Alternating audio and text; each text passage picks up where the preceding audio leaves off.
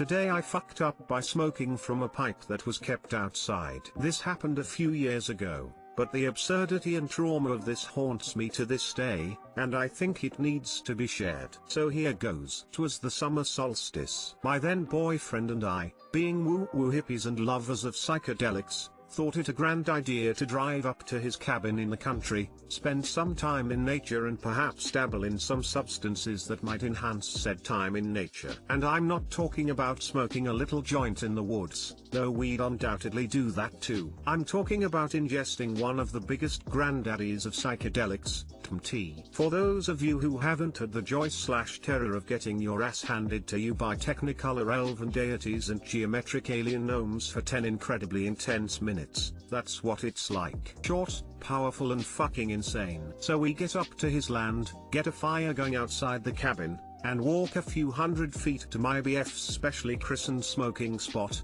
a mossy little clearing overlooking a pond. The ground is soft, the view is beau. Today I fucked up, and I'm feeling pretty good about blasting off on some tea. My BF reaches down toward a small enclave in the rocks on the pond's perimeter and retrieves the smoking apparatus. It's a beaker-looking thing with some strong science lab vibes, and is completely blackened on the inside. I remark that he really should clean the thing, but he says he had used it recently and it was fine. I don't push the matter. I don't want any petty quarreling to deter my grounded, tea-ready state of mind. He loads up the pipe and lights for me as I inhale through the mouth of the beaker. "Keep going," he says, pushing me to inhale deeper, and again. "Keep going." And I inhale more. I feel about ready to be done with my hit, but he says keep going one more time, and since he was the more seasoned tripper, I obliged. Now, tea does not taste great, but I don't do it often enough to really remember exactly how it's supposed to taste. But this last hit did not taste right at all. I cough and hack like I'm going for a gold medal in some kind of respiratory malfunction Olympics. Like my lungs are child prodigies of expulsion. My throat feels like it has been chemically scorched by Satan himself. The tea is creeping up around my brain and turning all of it into an amped up psychedelic nightmare. I was downplaying my condition as best I could,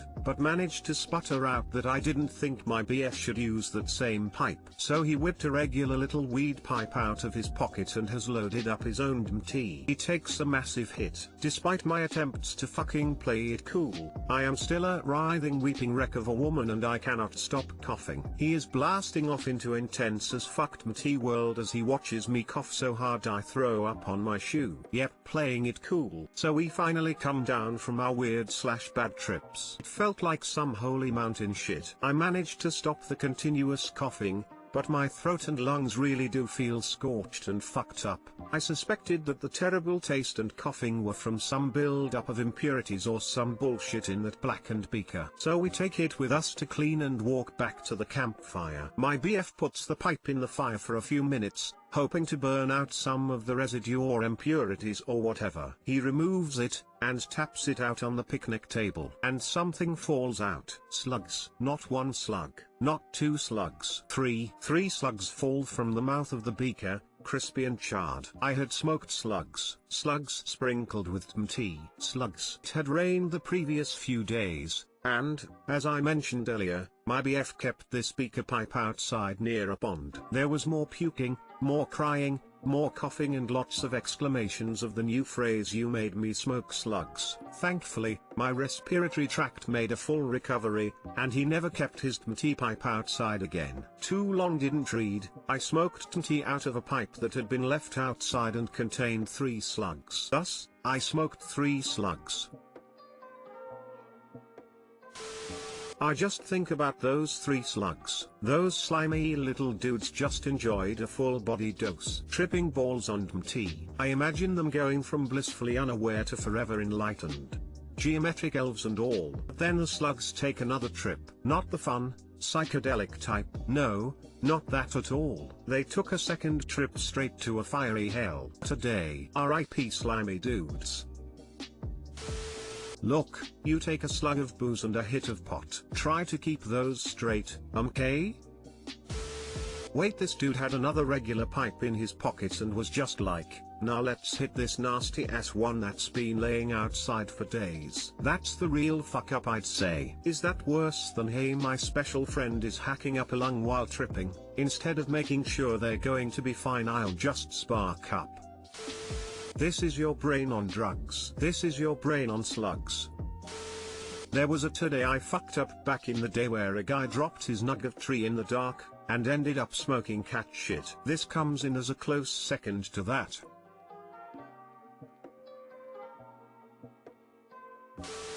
Today I fucked up saved my son. Okay, this is not a today I fucked up, but given rules for titles had to include writing to thank a redditor that had posted in this sub about not ignoring testicular pain because of the serious and negative results. After reading it, I spoke to my son to tell him if he ever has pain in the area to let us know to avoid serious consequences like the op had faced. At 12, almost 13, boys definitely don't want to talk to their mom about their junk. Or they'll think it's no big deal, normal, whatever. Well, my son listened. He told us the day after the pain started, because it had started around bedtime. My husband said sometimes it can be painful if you pull something, twist wrong, whatever. But that at the absolute longest would be a day, maybe 2. But if it hits 3 days, we'd take him in, or sooner, if pain became severe. Today was day 3. Took him in, he's apparently very swollen. They sent him for a stat ultrasound. Within an hour of ultrasound, we were referred to a urologist and he was prescribed antibiotics in case it's an infection so they can rule that out,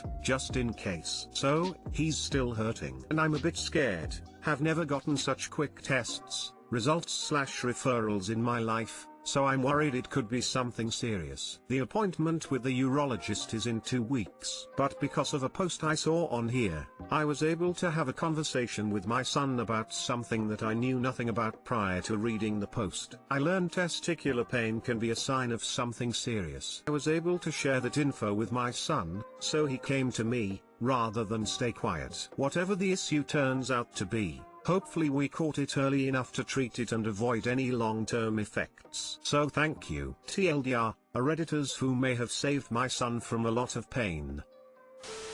I actually just called my son in to tell him if he ever had pain to let me know and that he could speak to the doctor privately about it. Thanks! Exclamation mark.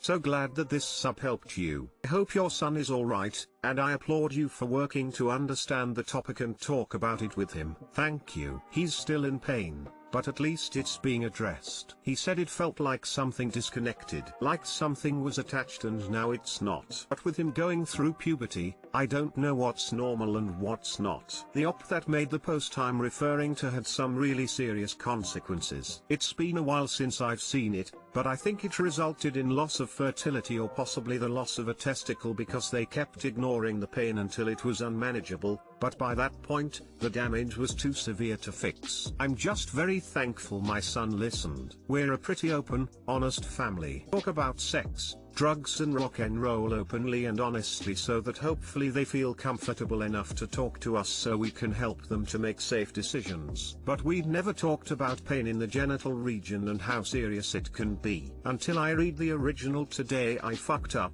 honestly, it was an area I was clueless in for the male experience. But the ops experience was serious/scary enough, and could have been avoided or fixed with earlier intervention, that I spoke with him about it. A lot of times, I think most of us read it for the humor aspect, either that or I'm just twisted for laughing at some of them, I guess. But on the flip side, it is kind of educational, because we can hopefully learn from their mistakes. Thank you again for the well wishes, have a good night. Check your dingleberries monthly, boys. The physical ball should feel smooth and the bit at the back should feel like scrambled egg.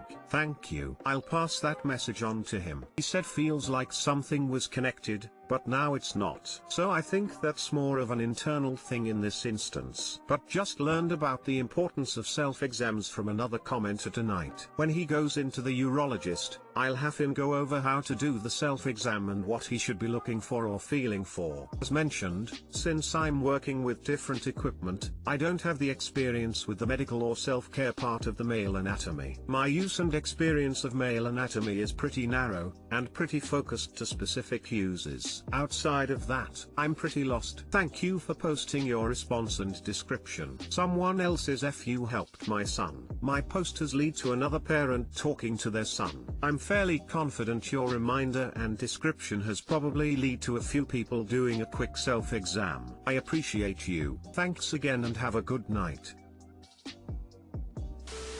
Regular self-checks are always good. Knowing your own body and getting to know what feels normal is good for when abnormalities arise. I had a couple of scares when I was younger and thankfully they were just a swollen epididymis, sperm duct opening where tubes begin. Hopefully it's nothing serious. Thank you. I'll pass the message on about doing regular self-exams. See, the whole testicle thing is kind of unknown and mysterious to me because I don't have them, lol. I'm glad to hear that the issues you experienced weren't serious, life-altering. And happy to know that you felt confident enough to tell your parents, and they listened to you to take you in. From what my husband and a male friend have said, it could be possibly related to the changes of puberty. Apparently you guys have a lot more that happens during that time than most women are aware of, because it's not visible like when we get breasts. And sometimes, things get stuck or twisted along the way with those changes. But we'll definitely suggest regular self-exams to him. This sub has already helped him a ton because I was able to teach him what I had learned from it. So my guess is that he'll probably, hopefully, listen again. I'll also bring it up at the urologist appointment, so they can tell him how to perform a self-check and let him know what he should be looking for. Thank you again.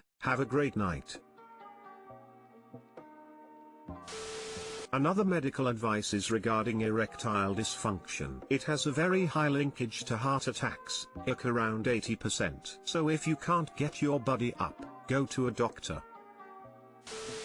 Today I fucked up by threatening the Queen in front of her security. Okay, so this actually happened in 2012. The Queen of the UK was celebrating her Diamond Jubilee, her 50th anniversary of being Queen, by visiting cathedrals all over the UK. At the time I happened to work in a shop down the road from one of the cathedrals she was visiting. She arrived by her private train, yes she has one, and then was driven in her car parked outside the shop to the front of the cathedral. It was intense. We had to be briefed by her security, snipers on all the buildings around us, told to cancel all deliveries made that day. At the time, we were obviously more busy than we'd ever been, and it was all hands on deck and all the workers including myself were frustrated. But one lady that worked with us was an avid admirer of the royal family, and all shift she was going outside to see if she could catch a glimpse of the Queen, which started to make the rest of us angry. After the 10th time however, as she was going to walk outside she said I hope she comes in to say hello,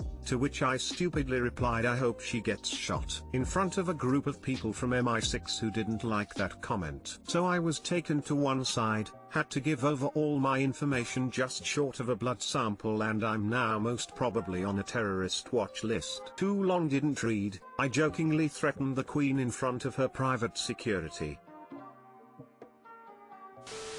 Cancel all your deliveries today. Go fuck yourself. MI6, add that sarcasm guy to the watch list. This could have ended very badly.